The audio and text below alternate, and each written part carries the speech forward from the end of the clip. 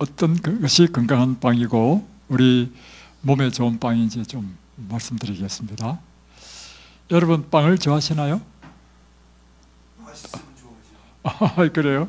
어떤 빵이 맛있는 빵입니까? 아주 부드럽고 달콤하고 또 이런 밀키한 빵이 여러분의 입에 더 맛있죠? 특별히 여러분이 이 건강한 음식을 먹는데 몇 가지 이제 따져봐야 될 것이 있습니다. 특별히 음식의 재료가 참 좋아야 됩니다. 음식의 질이 우리 몸을 이루기 때문에 또 아무리 이것이 건강식이라 하더라도 맛이 있어야 됩니다. 그래서 이 음식은 두 번째로 첫 번째는 재료가 좋아야 되고 두 번째는 맛이 있어야 됩니다. 맛이 있기 위해서는 맛이 있기 위해서는요 간이 잘 맞아야 됩니다. 제가 이제 분당에서 요리 강습을 계속 해왔습니다. 제가 요리 강습할 때 제가 옆에서 지켜보니까요 제철 요리의 비법을 제가 알았습니다. 첫 번째는 재료를 아주 좋은 재료를 구입합니다. 그래서 우리가 분당에 있을 때는 그 가까운 곳에 유기농 열무 농장을 우리 알아가지고 그곳에서 이제 재료를 구입해가지고 우리 요리 강습을 했단 말이에요. 그러니까 사람들이 다 맛있어요. 두 번째 이 맛에 그래서 첫 번째는요 이 제철은 그래서 시장을 반드시 자격합니다. 가지고 재료 선정을 아주 세심하게 합니다. 두 번째는 뭐냐면 음식이 맛있으려면요 간이 맞아야 됩니다. 그래서 간 맞추는 것이 이게 실력입니다. 그래서 이렇게 두 가지만 갖춰도요 음식은 다 맛있습니다. 근데 이것뿐만 아니라 더 이제 신경 쓰는 것이 뭐냐면 색깔을 신경 씁니다. 색깔이 또 조화가 맞아야 되고 다음에 모양도 신경 써요. 그래서 아무렇게나 뚝뚝 자르지 않습니다. 반듯하게. 저 요리하는 거 보면요 제가 지난번에 한번 이야기했죠. 새벽에 제가 기도하다가 어떤 생각이 들었냐면 새벽마다 제철을 위해서 기도하거든요. 그래서 기도하다가 어떤 음성이 들리냐면 야 네가 진짜 그렇게 네 아내를 사랑하면 기도만 할 게 아니라 새벽에 가가지고 네 아내 음식할 때 좀 도와주라 그런 음성이 들리는 것입니다. 그래서 제가 기도하다가 벌떡 일어나가지고 갔단 말이에요. 가가지고 머리에 두건 쓰고 저는 어떻게 생각했냐면 어차피 먹을 거니까 이렇게 썰으나 저렇게 썰으나 똑같다 생각했단 말이에요. 그래서 뚝뚝뚝뚝 썰었어. 그랬더니 제처가요 딱 보더니만 불합격 하더니만 쓰레기통에 다 갖다버려. 그리고는 이야 자른 것도요 다 정성을 들여가지고 그 사이즈 맞춰서 자르고 제가 제처한테 너무 감동받았어. 좀 말이 좀 웃기지만 제가 며칠 하다가 이제 빠꾸 이제 주방에서 쫓겨났어요. 다음에 세 번째는 뭐냐면요 향도 좋아야 됩니다. 이것이 우리가 건강 음식의 조건. 그러니까 또 조리법도 중요해요. 조리할 때 절대로 튀기거나 다음에 기름에 볶거나 이렇게 하지 않습니다. 특별히 환자들을 위한 요리는요 기름을 전혀 쓰지 않는. 왜 그러냐면 기름은 열을 받으면요 산화됩니다. 산화되면 우리 몸에 이 독성을 줘요. 그래서 특별히 열을 가하는 기름이 열을 받지 않도록 하고요. 이제 요리를 다 한 다음에 올리브유를 위에 쫙 뿌린단 말이에요. 그럼 올리브유가 기름에 가열 안 되죠. 그러니까 그 올리브 좋은 그 성분을 우리가 섭취할 수 있고, 다음에 견과도요. 미리 볶아 놓지 않습니다. 볶아 놓은 견과를 쓰지 않고 생견과를 그 즉시로 요리할 때 즉시로 갈아가지고 딱 뿌립니다. 이렇게 하는 요리가 좋다. 다음에 오늘 제가 드리고자 하는 말씀은 빵에 대한 것입니다. 사람들이 빵을 의외로 참 좋아합니다. 저도 좀 빵을 좀 좋아합니다. 그런데 빵이 건강한 빵이 있고 건강하지 않은 빵이 있습니다. 어떤 빵이 건강한 빵인가? 자, 특별히 빵을 부풀게 하기 위해서는 소다나 베이킹 파우더를 넣습니다. 그러나 소다나 베이킹 파우더를 넣는 빵은 우리 몸에 좋지 않습니다. 소다와 베이킹 파우더는요, 우리 위장에 장애를 일으키고 그것이 우리 몸에 좋지 않습니다. 성분 자체가. 그래서 빵을 이제 부풀려서 이제 부드럽게 빵을 먹기 위해서는 이스트, 누룩을 쓴단 말이에요. 이스트를 이제 통해서 이제 부풀려야 되고, 다음에 이스트를 사용한 빵이라 할지라도 이스트균이 확실하게 죽어야 됩니다. 그래서 빵을 구워서 뜨끈뜨끈한 채로 먹지 않고 이것을 하루나 이틀 지난 다음에 빵을 먹는 것이 좋다는 것이고요. 두 번째는 빵을 한 번 굽는 것보다 먹을 때 다시 한 번 더 구워가지고 두 번 굽는 것이 좋다 하는 것입니다. 다음에 빵은요, 잘 부풀어야 됩니다. 그리고 가벼워야 됩니다. 그래서 묵직한 빵은, 찐득찐득한 빵은 좋지 않습니다. 그래서 여러분이 빵을 탁 눌러보면 다시 이게 쫙 올라오면 좋은 빵이고, 눌렀는데 안 올라온다, 이 빵은 여러분이 드시지 않는 것이 좋습니다. 또 한 가지는 사람의 입맛에는 무엇이 좋으냐면, 또 사람의 생각에는 기왕이면 빵을 넣을 때 물을 넣고 빵을 반죽하는 게 좋겠습니까? 우유를 넣고 빵을 반죽하는 게 좋겠습니까? 사람의 생각은요, 우유를 넣어서 반죽하는 것이 좋다고 생각한단 말이에요. 왜냐하면 우유가 더 영양분이 많으니까. 물은 영양분이 없잖아요. 그리고 사람 생각에는 우유를 해가지고 하는 게 좋다 생각한다는 거죠. 그러나 성령의 계시의 말씀에 의하면 우유를 넣어서 만든 빵은 먹지 말라는 것입니다. 우유가 우리 위장에 발효를 일으킨다는 것입니다. 또 하나는 설탕이 많이 들어간 빵을 먹지 말라. 특별히 설탕과 우유가 결합하게 되면 더 나쁘다는 것입니다. 그래서 여러분이 또 하나는 그것에 또 계란을 또 집어넣죠. 이게 뭐냐면 케이크입니다. 뭐 또 버터, 치즈빵 이런 거 전부 다 여러분 드시면 안 됩니다. 그래서 빵이 부드럽고 맛있어 보이는 것은 그 같은 걸 넣는 것이죠. 그래서 케이크라든가 뭐 치즈빵, 버터빵, 냄새만 하라도 막 냄새가 아주 좋잖아요. 그런 빵은 좋지 않다. 실제적으로 제가 죽전에서 목회할 때 우리 청년 중에 한 명이 이제 그 파리바게트로 하는 유명한 저가점이 있죠. 그 저가점에 아르바이트로 이제 한 달 동안 일을 했습니다. 그러니까 주인이 그날 마칠 때 팔고 남은 빵을 이만큼 한 봉지씩 줘요. 그러니까 그걸 가지고 집에 가서 식구 수두로 다 나눠 먹었어. 먹고 한 달 딱 먹으니까요, 피부에요 아토피가 생긴 거예요. 그래서 당장 그 아르바이트를 그만뒀습니다. 왜 그렇죠? 파리바게뜨 빵은 전부 다요 우유 다 들어가고요, 치즈 들어가고 버터 들어가고 다 그렇습니다. 그래서 여러분은 저가점에서 파는 빵은 드시지 말아야 된다는 것입니다. 또 한 가지 더 이제 제가 이번에 최근에 경험한 것인데요, 우리 윤부철 장로님이 이제 오셔가지고 이제 제가 그 30년 전에 미국 가가지고 엄청 신세를 졌잖아요. 그래서 어떻게 하면 대접을 할까 해가지고 저녁에는 우리가 식사를 안 하니까 저녁에 이 봉평에 유명한 그 막국수 집이 있습니다. 그래서 기왕이면 유명한 막국수 집에 좀 대접을 해야 되겠다 해가지고 했는데, 그것이 이제 막국수 시키고 묵도 시키고 했단 말이에요. 아주 맛있었어요. 입에 막 쫙쫙 달라붙었어. 근데 집에 와가지고요, 그날 밤에 입이 말라가지고 입이 바짝바짝 타고 계속 물을 마시는 거야.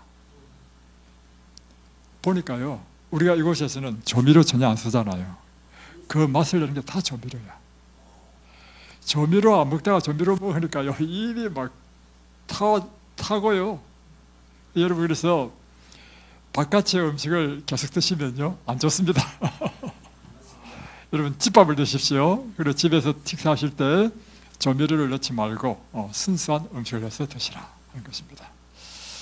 자, 오늘은 이제 어제 이어서 출애굽기 16장으로 넘어가겠습니다.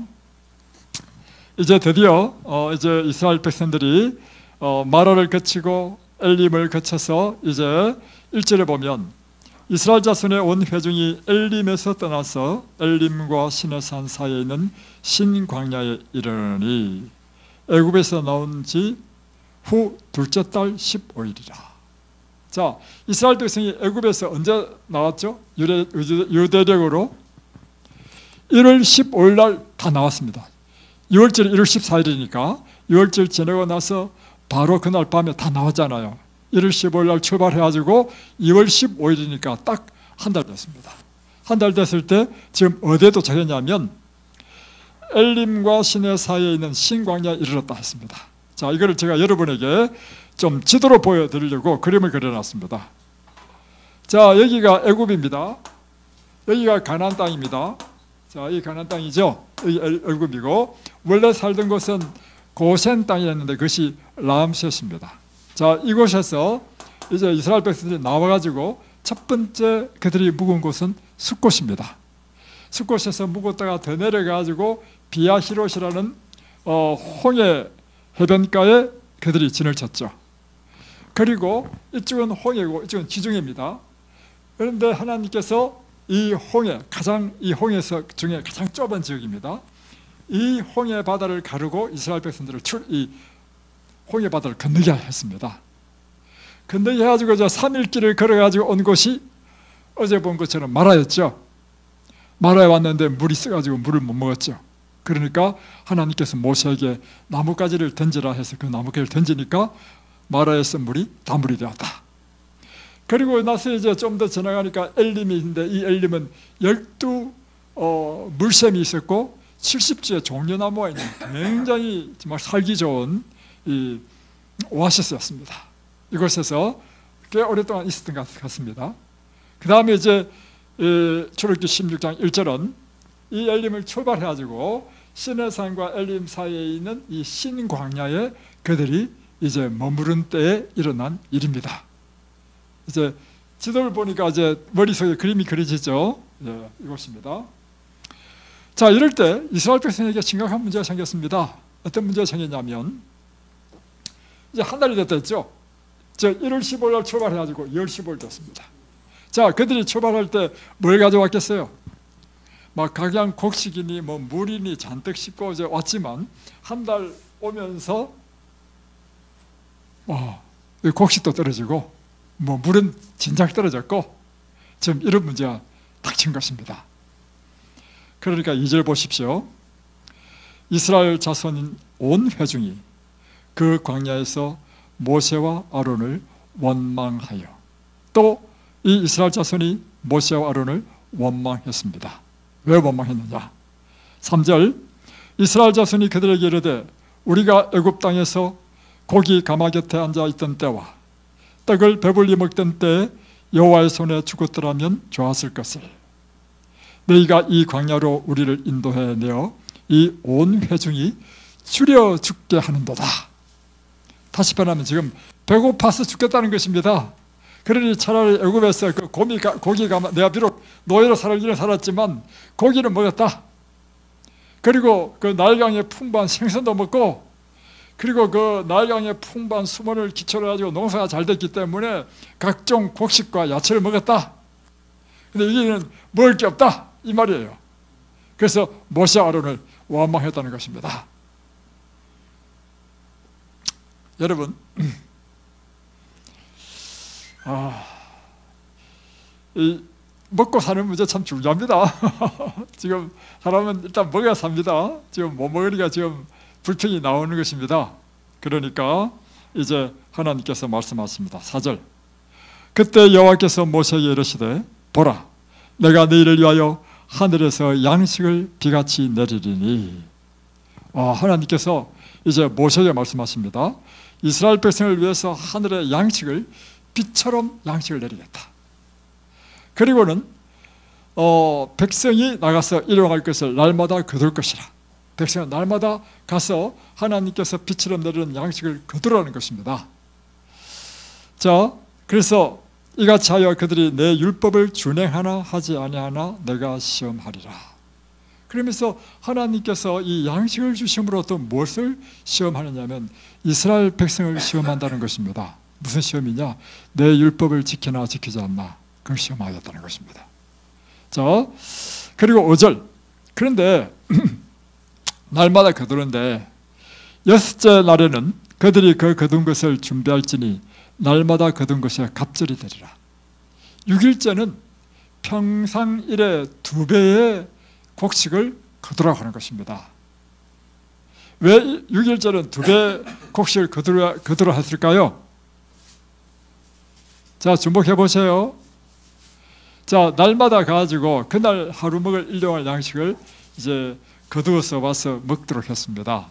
근데 6일째는 날마다 2배의 곡식을 거두라 했습니다. 왜 6일째는 2배의 곡식을 거두라 했습니까? 왜 그랬을까요? 7째 날에는요, 안식일이기 때문에 나가서 곡식을 거두지 말라는 것입니다. 그래서 6일째는 2배를 거둬가지고 7일째는 일하지 말고 전날에 거둔 것으로 먹으라는 것입니다. 자, 6절에 보면 모세와 아론이 이제 온 이스라엘 자손에게 말합니다. 저녁이 되면 너희가 여호와께서 너희를 애굽 땅에서 인도하여 내셨음을 알 것이요. 자, 오늘 저녁이 되면 하나님께서 너희를 애굽 땅에서 인도해 낸 것을 알게 될 것이다. 무엇을 알게 될 것이냐?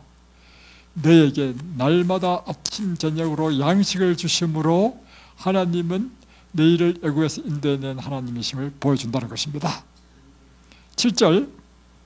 아침에는 너희가 여호와의 영광을 보리니 이는 여호와께서 너희가 자기를 향하여 원망함을 들으셨습니다. 우리가 누구에게 너희가 우리에게 대하여 원망하느냐. 8절. 모세가 이르되 여호와께서 저녁에는 너희에게 고기를 주어 먹이시고. 자, 아까 얘기했잖아요. 우리가 애굽에서 죽었으면 죽을 뻔했다. 애굽에서 고기 가마 곁에서는 고기를 먹고 또 풍성한 야채와 곡식을 먹었다 했잖아요. 그러니까 그래?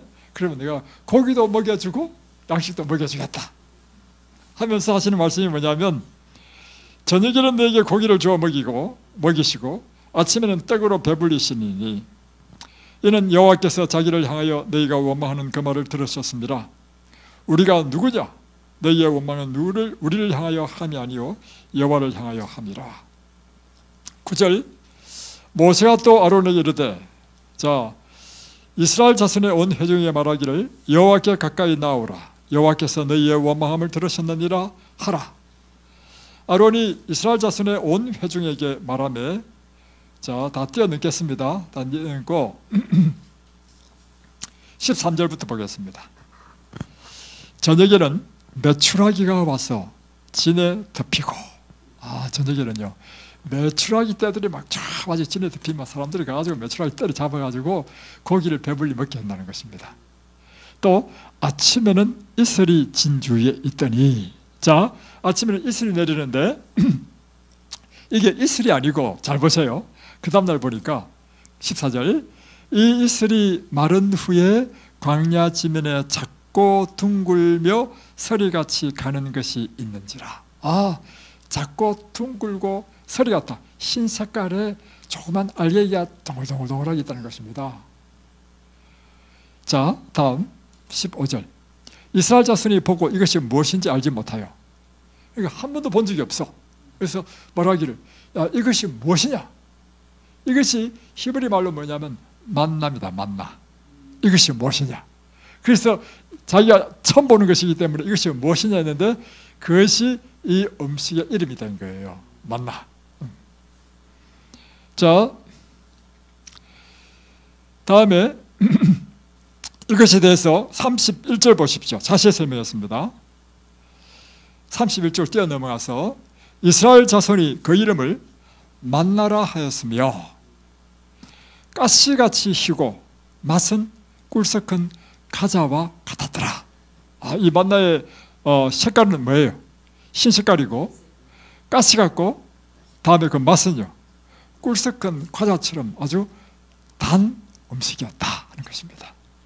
자, 16절 여호와께서 이같이 명령하시기를 너희 각 사람은 먹을 만큼만 이것을 거둘지니 너희 사람 수에대로 한 사람의 한 오멜씩 거두되 각 사람이 그의 장막에 있는 자들을 위하여 거둘지니라. 그러니까 한 사람의 한 오멜씩 거둬가지고 이제 그것을 이제 먹으라고 하는 것입니다. 자, 그 다음에 뛰어넘어가지고 19절 보면 모세가 그들에게 이르시되 아무든지 아침까지 그것을 남겨두지 말라 하였으나. 이것을 다시 표현하면 그날 아침에 거둔 것은 언제까지 다 먹어야 된다는 것입니까? 그날까지 다 먹고 내일 아침까지 남겨두면 안 된다는 것입니다. 자, 다음에 20절 그들이 모세에게 순종하지 아니하고 이 말을 듣지 않고 어떻게 했냐면 아침까지 남겨두었어. 그러니까 들으는 아침까지 두었더니 벌레가 생기고 냄새가 난지라. 그러니까 그 다음날 보니까 벌레 생기고 냄새 나서 못 먹게 된다는 것입니다. 그러니까 이 만나는 항상 어떻게 해야 됩니까? 날마다 아침에 가가지고 거둬와가지고 그날 다 먹어쳐야 돼. 내일 남겨둘 거를 미리 거두면 안 돼. 그죠? 자, 21절 무리가 아침마다 각 사람은 먹을 만큼만 거두었고 햇볕이 뜨겁게 쬐면 그것이 썰어졌더라. 그런데 이 만나의 특징이 뭐냐면 아침에 일찍 나가야 돼. 일찍 나가지고 이슬이 쫙 내릴 때 나가지고 이슬이 쫙 마르면 동글동글한 이 만나가 생기면 그걸 다 수확해야 돼. 그런데 어떤 사람은 깨어가지고 늦잠 자가지고 진호야 잘 들어라. 늦잠 자가지고 늦게 가잖아. 햇빛이 떴잖아. 그러면 이 만나가요 다 녹아서 다 썰어져 없어져 버렸어. 그러니까 여러분 햇빛 뜨기 전에 뭐 해야 됩니까? 나와서 거둬야 돼. 이게 만나의 특징입니다. 자, 그런데 22절 보면 여섯째 날에는 각 사람이 갑절의 식물을 하나에 2오멜씩 거둔지라. 여섯째 날에는요 2배로 거두라는 것입니다. 왜냐하면 그 다음 날이 일곱째 날 안식이기 때문에 안식은 만나가 내리지 않았다는 것입니다. 자, 23절 모세가 그들에게 이르되 여호와께서 같이 말씀하셨느니라. 내일은 휴일이니 여호와께 거룩한 안식일이라. 너희가 구울 것은 굽고 삶을 것은 삶고 그 나머지는 다 너희를 위하여 아침까지 간수하라. 참 이상한 건 뭐냐면 여섯째 날에 2배로 거두어가지고 내일까지 먹어야 되니까 하루 더 지나야 되니까 굽을 건 굽고 삶고 그냥 생거는 놔두고 이렇게 하잖아요. 굽든지 삶든지 생거를 두든지 그 다음날 둔 거는 벌레도 생기지 않고 냄새도 안 나다는 것입니다. 다른 날은 벌레 생기고 냄새 나서 못 먹었죠. 6일째 거둔 것은 하면 냄새가 안 나서 그 다음날 먹을 수 있게 됐다는 것입니다. 자, 24절 그들이 모세의 명령대로 아침까지 간수하였으나 냄새도 나지 아니하고 벌레도 생기지 아니한지라. 모세가 이르되 오늘은 그것을 먹어라. 오늘은 여호와의 안식일인즉 오늘은 너희가 들에서 그것을 얻지 못하리라. 여섯 동안은 너희가 그것을 거두되 일곱째 날은 안식일인즉 그날에는 없으리라 하였으나. 예. 그런데 이렇게 일곱째 날은 나가서 만나도 안 내릴 거니까 나가지 말아 했는데도 불구하고 여러분 이 이스라엘 백성 중에서 나간 사람 있을까요? 없을까요? 꼭 이렇게 삐딱한 사람이 있습니다. 꼭 이렇게 꼴통이 있어. 그래가지고 그 중에 나가지 말했는데 일곱째 날에도 나간 사람이 있어. 나가보니까 아무것도 없어. 여러분 하나님 말씀 잘 들으십시오. 하나님이 하라면 예, 하지 말라면 예. 어쨌든 주의 뜻대로 순종하겠나이다 이렇게 하십시오. 자,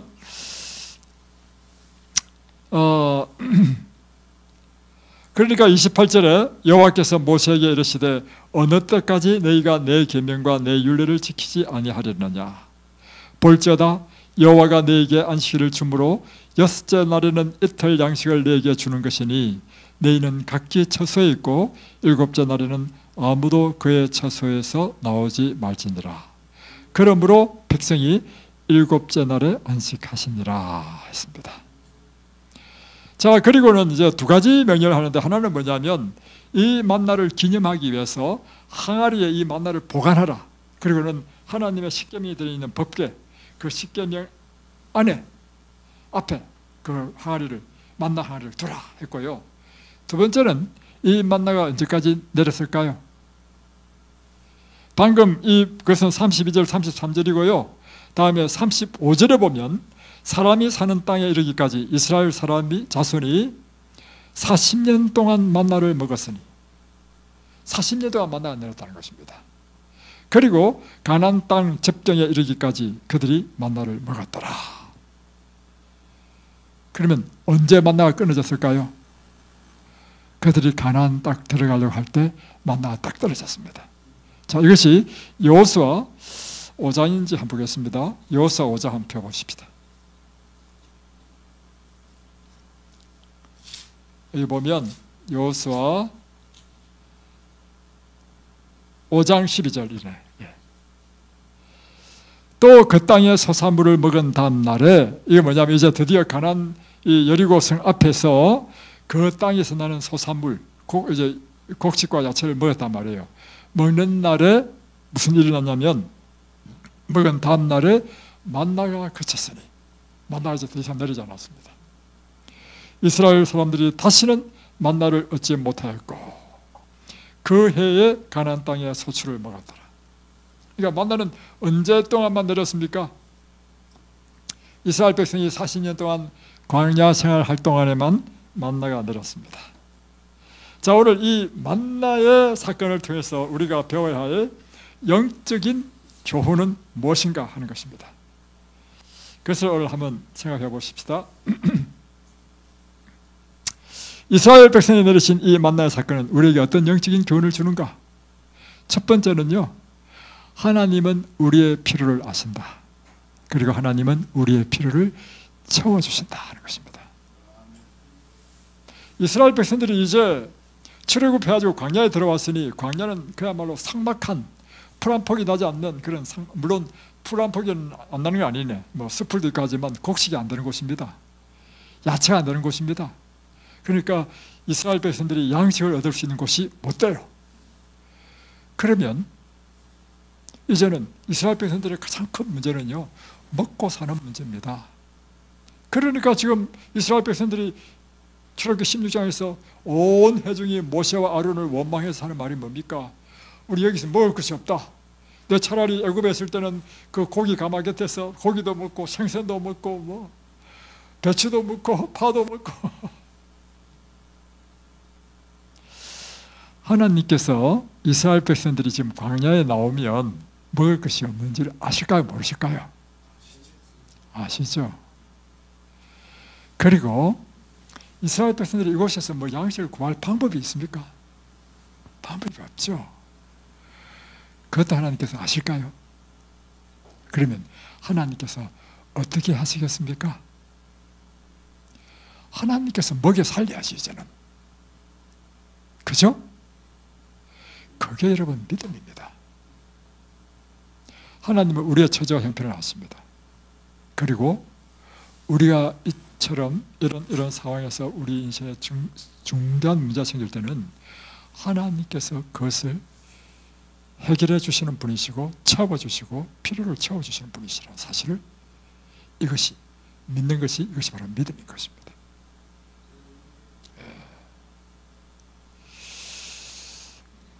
그런데 이것은요 3,500년 전의 일일 뿐만 아니라 3,500년이 지난 지금 우리가 얼마나 잘 살게 됐습니까?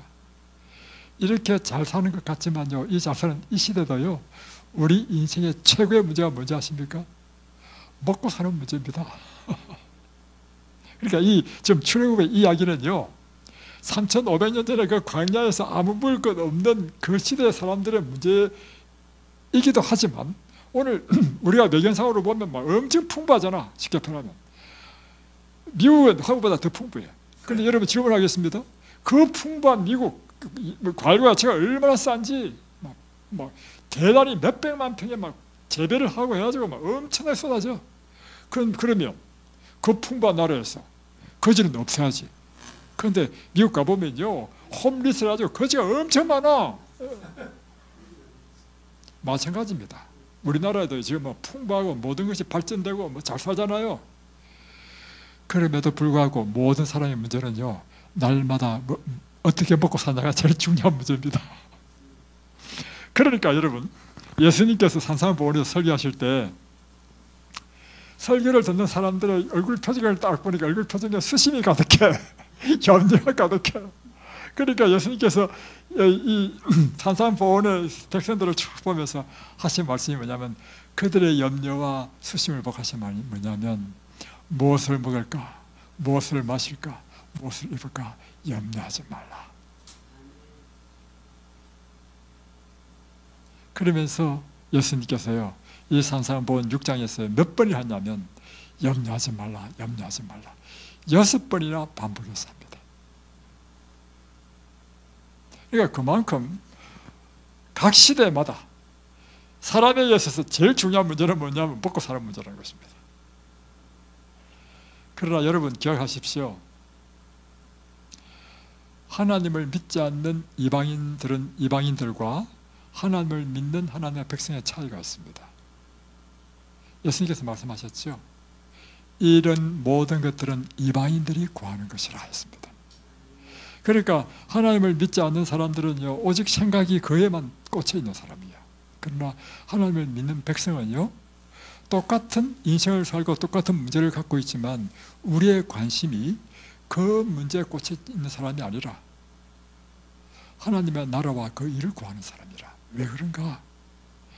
하나님께서 우리를 돌보신다는 확고한 믿음을 가지고 있고, 하나님께서 우리의 처자 형편을 아신다는 확고한 믿음을 갖고 있고, 하나님께서 내 삶의 모든 필요를 채워주신다는 강력한 믿음을 갖고 있는 사람들이 그리스도인들입니다.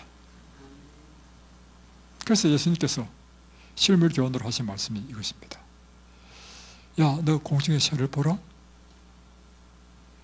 새가 뭐 씨를 뿌리냐? 뭐 풀을 매거나 또 추수를 하느냐? 창고에 모아두느냐? 그런 것도 없어. 그런데 참 신기한 거는요, 지난 겨울 얼마나 추웠습니까? 지난 겨울 추울 동안 새 한 마리도 안 보였죠?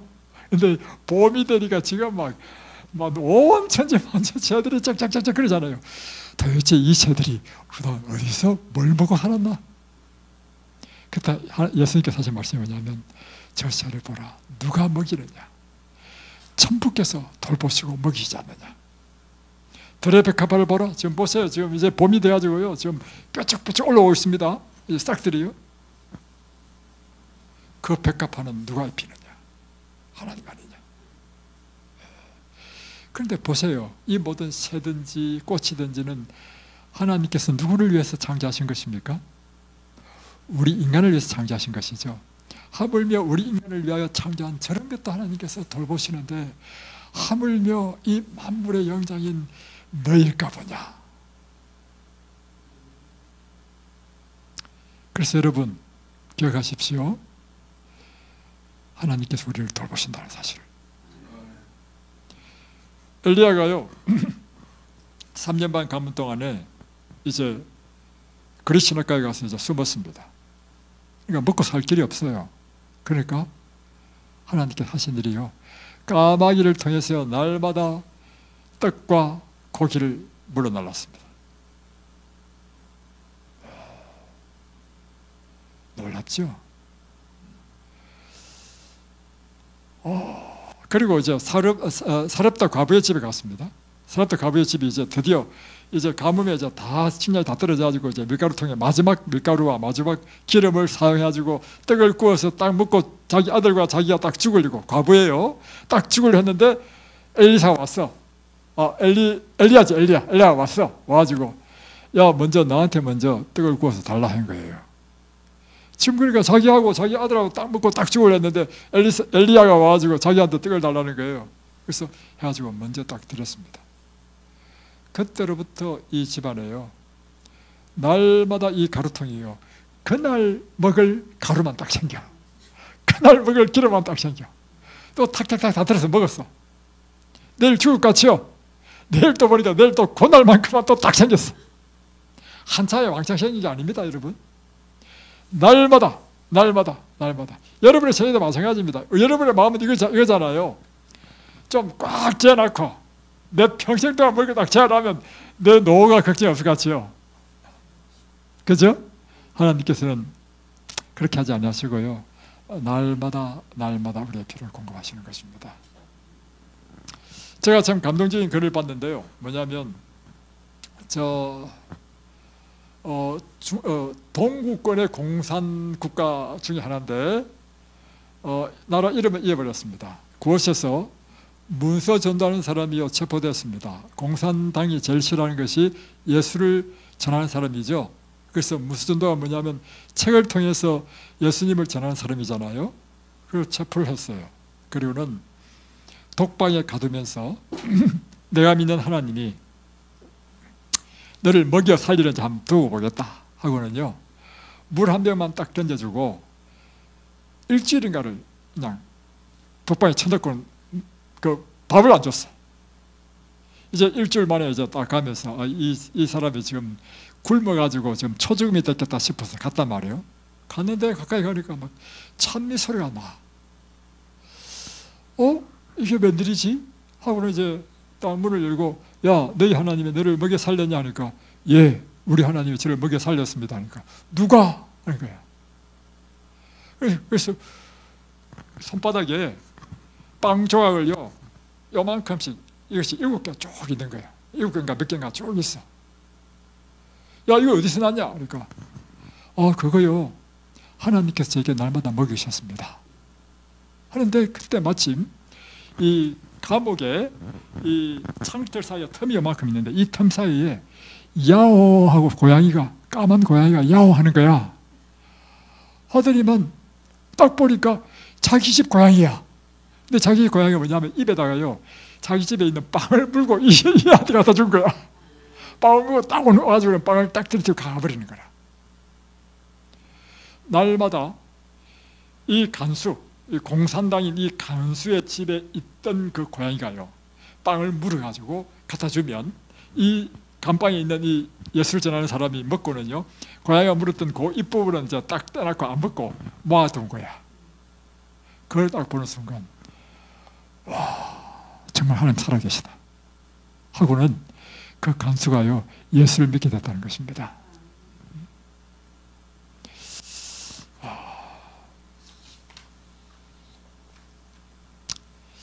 그렇습니다. 참, 그래서 시편 37편 25절에 보면요, 내가 어려서부터 늙기까지 의인이 버림을 당하거나 그의 자손이 걸식함을 보지 못하였도다. 시편 기자가 말하기를, 내가 어려서부터 늙기까지 봤는데 하나님을 신실히 믿는 사람은 절대로 굶는 일이 없다는 것입니다. 하나님께서 돌보신다는 것입니다. 그러니까 여러분, 우리가 해야 될 일이 뭘까요? 우리가 해야 될 일은요, 하나님을 믿는 일입니다.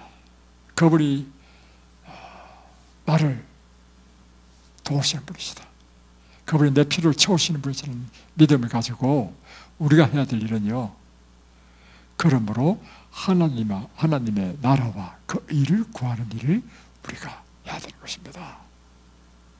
왜냐하면 예수님께서 마태복음 6장에 말씀하시기를 이렇게 말씀하셨습니다. 이렇게 했잖아요. 마태복음 6장에 보면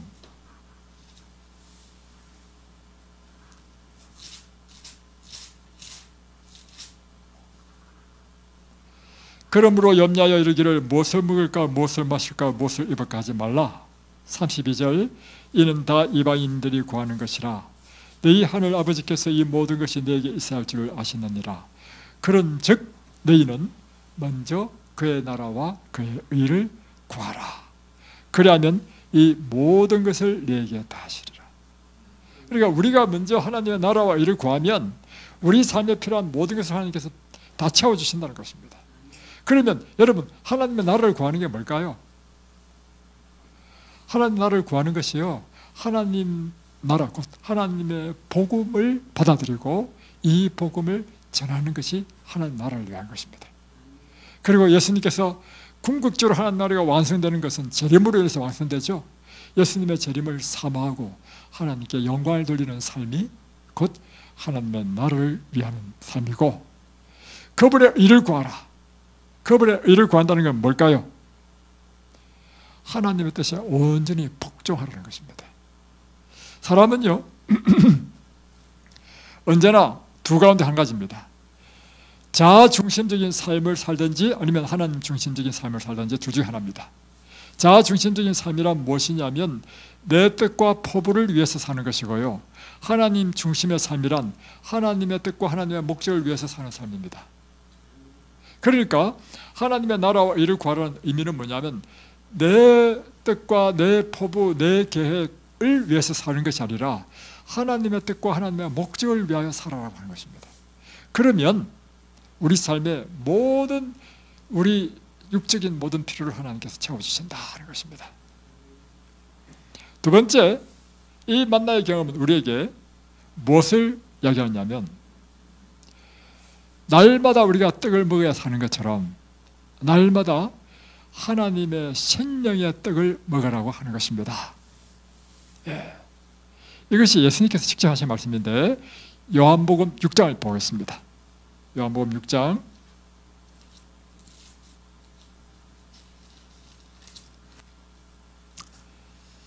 요한복음 6장 몇 절을 보느냐면 48절부터 보겠습니다. 내가 곧 생명의 떡이니라. 예수님이 무엇이라고요? 생명의 떡 된다는 것입니다. 너희 조상들은 광야에서 만나를 먹었어도 죽었거니와. 여러분, 우리가 날마다 떡을 먹어야 살죠? 그런데 떡을 먹어야 사는데 참 아이러니컬하게 열심히 떡을 먹은 결과 결국에는 어떻게 됩니까? 사람들이 다 죽어. 다시 한 번 더 강조합니다. 여러분 지금 성경책 찾는다고 지금 정신이 없는데 저를 주목해 보세요. 이거 안 봐도 돼. 내가 설명해 드릴게. 자, 우리가 떡을 먹어야 살죠? 날마다 떡을 안 먹으면 여러분 다 죽잖아요. 그런데 참 아이러니컬한 게 뭐냐면 분명히 살려고 떡을 먹었는데 떡을 먹으면 먹을수록 늙고 떡을 먹으면 먹을수록 결국에는 죽어. 그죠? 그래서 이 광야에 살던 이 이스라엘 백성들도 날마다 하늘에서 내려온 육적인 떡을 먹었지만 결국은 다 죽었어. 그러면서 예수님께서 하신 말씀이 뭐냐면 광야에서 내린 만나를 먹은 네 조상들은 다 죽었다. 그러나 나는 생명의 떡이다. 내 떡을 먹는 자는 영원히 죽지 않고 영생을 얻게 될 것이다. 그러면서 이 만나를 통해서 우리에게 무엇을 요구하냐면 영생을 주는 생명의 떡이신 예수 그리스도를 먹으라고 하는 것입니다. 여러분, 예수님을 먹는 게 어떻게 예수님을 먹는 것입니까? 어떻게 예수님을 먹어요? 예, 예수님은 곧 하나님의 말씀이죠. 날마다 하나님의 말씀을 먹으라고 하는 것입니다. 그래서 예수님께서 마태복음 4장 4절에 보면 신명기 8장 6절에 있는 말씀을 인용했죠. 사람이 떡으로만 살 것이 아니요 하나님의 입에서 나오는 모든 말씀으로 살 것이니라. 여러분이 날마다 먹어야 될 것은 육적인 떡도 먹어야 되지만 육적인 떡 먹어도 결국 여러분 다 죽습니다. 여러분 날마다 또 먹어야 될 떡이 있는데 무슨 떡을 먹으라고요? 생명의 떡인 하나님의 말씀을 먹으라는 것입니다. 자, 그러면 하나님 말씀을 어떻게 먹는지 한번 보겠습니다. 이 만나는 우리에게 생명의 떡을 먹는 방법을 가르쳐주고 있습니다. 만나를 먹기 위해서는 첫 번째 사람이 일찍 일어나야 돼. 그래, 일찍 일어나가지고 해 뜨기 전에 가서 만나를 겨뤄야 될 거 아니에요. 생명의 떡인 하나님의 말씀도요 게을러서는 안 됩니다. 해가 중천에 떴을 때 일어나서는 안 됩니다. 일찍 일어나가지고 생명의 떡을 여러분이 먹어야 됩니다. 두 번째는 이 생명의 떡은요 날마다 먹어야 됩니다. 자, 내일은 내가 바쁜 일이 있기 때문에 자, 잘 보십시오. 내일은 바쁜 일이 있기 때문에 오늘 내일 모일까지 막 오늘 왕창 성경을 읽었다. 안 된다는 것입니다. 날마다 하늘의 양식을 먹어야 날마다 내가 하늘과 연결되고 하늘의 생명으로 산다는 것입니다. 그래서 여러분이 기억해야 될 것은요, 그리스도인들은 게을르면 안 됩니다. 일찍 일어나야 됩니다. 그래서 시편에 보면요, 다윗은 그 바쁜 사람이요, 날마다 새벽마다 일어나서 하나님의 말씀을 연구한 사람입니다. 시편 46편 5절을 보면 하나님이 그 성중에 계심에 성이 흔들리지 아니할 것이라 새벽에 하나님이 도우시리라. 그리고 시편 57편 8절 내 영광아 깨울지어다 비파야 수금아 깨울지어다 내가 새벽을 깨우리로다. 또 시편 119편 147절 내가 새벽 전에 부르짖으며 주의 말씀을 바라싸우며. 그러니까 다윗은 뭐한 사람이냐면 날마다 새벽 기도한 사람이요. 다윗이 얼마나 왕으로서 할 일이 많은 사람입니까? 그래서 여러분, 이든벨리는요 9시에 잠을 주무시면요 최소한 5시는 일어나야 됩니다. 그렇게 하더라도 몇 시간 주무세요? 8시간 주무신 겁니다. 8시간 자면 충분히 잔 거야. 그래서 일찍 자고 일찍 일어나서 5시부터 일찍 하셔야 될 일이 뭐냐면 날마다 하늘에서 내려온 생명의 떡을 먹어야 돼. 하나님께 기도하고. 여러분, 우리 한국이 이렇게 부흥한 이유가 뭔지 아십니까? 기독교가 들어오므로부터 부흥했습니다. 잘 살게 됐습니다. 왜냐? 가르쳐 드릴게요. 이 나라가요 6.25 사변 터지고 완전히 박살났잖아요. 그때 이 나라를 살린 것은요 교회입니다. 교회마다 새벽마다 옛날에 새벽조를 쳤어. 새벽조를 치고 새벽마다 우리 백성들이 하나님의 성전에 가서 하나님께 탄원했어. 부르짖었어. 특별히 김용기 장로님은요 가난 농군 학교를 했습니다. 이분이요 이 농촌의 가난을 극복하기 위해서요 한 일이 뭐냐면 가난 농군 학교를 하면서요 사람들에게 건면 성실 그리고 신앙으로 이 백성을 일깨우는 일을 했습니다. 이 가난 농군 학교를 통해서 박정희가 무슨 아이디어를 얻었냐면 새마을운동의 아이디어를 얻은 것입니다. 이 새마을운동은요 전 세계적으로 아주 유명한 박정희의 업적입니다. 그래서 외국에 나가면요 우리나라에서는 박정희를 그렇게 막 핍박하는데 다 참 이해가 안 돼. 외국에 가면요 박정희 엄청 유명합니다. 어디서 나왔다고요? 기독교 이 교회에서 날마다 새벽종 치는 이 새벽종 때문에. 그래서 여러분 한국이 이렇게 왜 기독교가 부흥했느냐? 새벽을 깨우는 것 때문에 부흥했습니다. 여러분의 영혼이 하나님 앞에 부흥하기를 바랍니다. 새벽을 깨우는 사람들이 되기를 바랍니다. 날마다 새벽에 일어나서 하나님께 기도하고 말씀으로 여러분의 새해를 생명의 떡으로 채우시기 바랍니다. 그래야 여러분의 새해가 하나님의 나라와 의를 먼저 구하는 자가 되시길 바랍니다. 그러면 하나님께서 여러분에게 필요한 모든 삶의 필요를 하나님께서 채우실 줄로 믿습니다. 기도하겠습니다.